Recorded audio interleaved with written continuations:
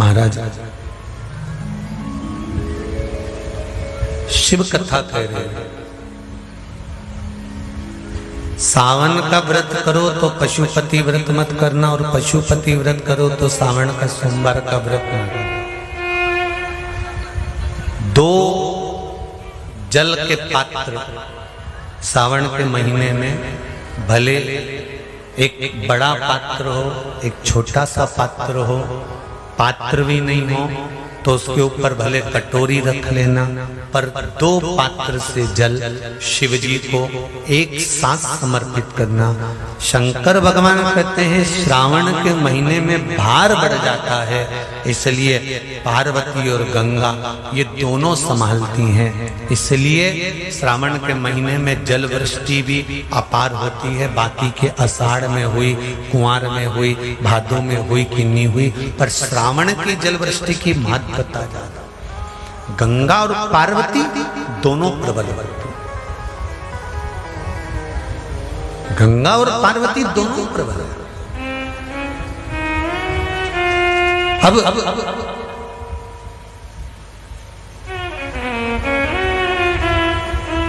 भृंगी ने प्रश्न खड़ा कर दिया,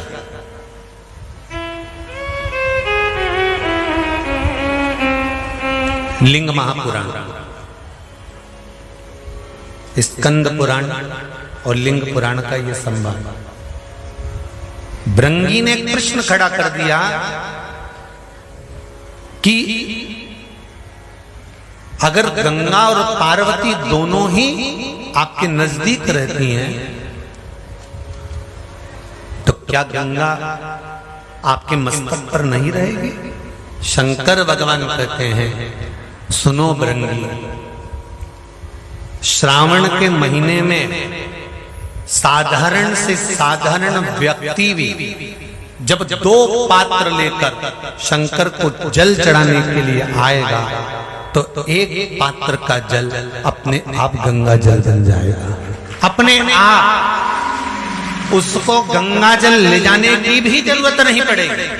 दो पात्र का जल जब जाता है तो वो गंगा जल का ही स्वरूप हो जाता है।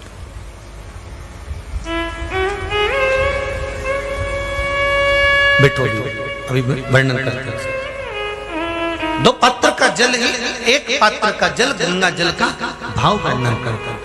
और क्या मिलता है दो पात्र का जल से? कोरोना महामारी में शिव महापुराण की कथा जो कुबेरेश्वर बाबा के धाम से चल रही थी, उसमें एक उपाय बताया था, ध्यान होगा कि जब व्यक्ति के जीवन में बहुत तकलीफ चालू हो जाती है, बीमारियां बहुत भारी पड़ गई थी, तो कहा था कि 5 बेलपत्र शिव जी पे चढ़ाकर, एक हाथ में दूध एक हाथ में जल लेकर फिर बाबा को एक जैसी धार चढ़ाना। बोला था कि नहीं बोला था? एक जैसी धार लगाने का बोला था। श्रावण के महीने में जब दो धार का जल शंकर भगवान पर चलता है, और अगर दो धार जल का दर्शन करना हो तो आपके मोबाइल में भी शंकर भगवान की फोटो निकालना, उसमें शंकर जी के 4 हाथ नजर आएंगे, 2 हाथ से शिव जी अपने ऊपर जल चढ़ा रहे हैं, 2 कलश उनके हाथ में है, उस चित्र का दर्शन करना, उस श्रावण के महीने का दर्शन करना।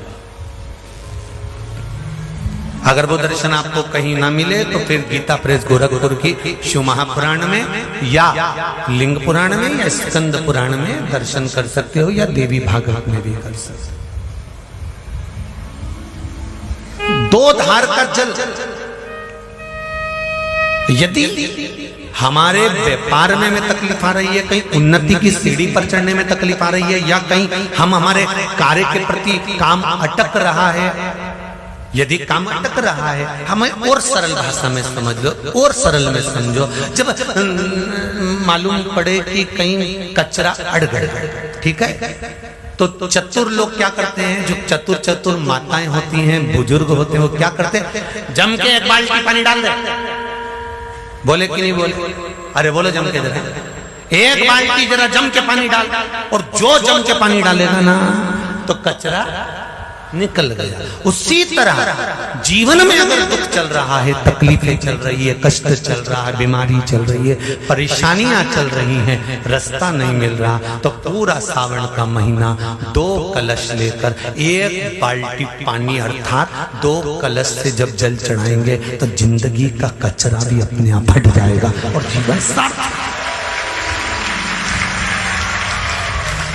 ये कावड़ की महत्वता।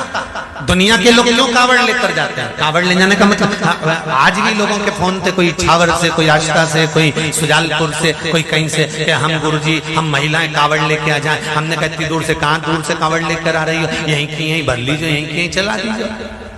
कहाँ दूर से? नहीं हम तो ढोल भी लाएंगे, नहीं हम तो डीजा भी लाएंगे, ना हम भिंड भी लाएंगे। तो मना नहीं, पर चित्त वृत्ति में क्यों कावड़ चढ़ाई जाती है? क्यों कावड़ का जल चढ़ाया जाता है? क्यों कावड़ को लाकर शंकर भगवान को समर्पित करी जाती है? उसका कारण क्या है? कि हमारी जिंदगी में अगर कोई कचरा आ गया है तो बाबा उसको निकाल लाए, उसको समाप्त कर। हम डंडा उठा के चले या कावड़ बांध कर चले तो वो 2 पात्र का जल भी हमारे लिए कावड़ का ही काम करेगा। कावड़ का सीहोर वाले के उपाय चैनल में आपका स्वागत है। पंडित प्रदीप मिश्रा द्वारा बताए गए शिव पुराण के अचूक उपाय कीजिए और लाभ उठाइए।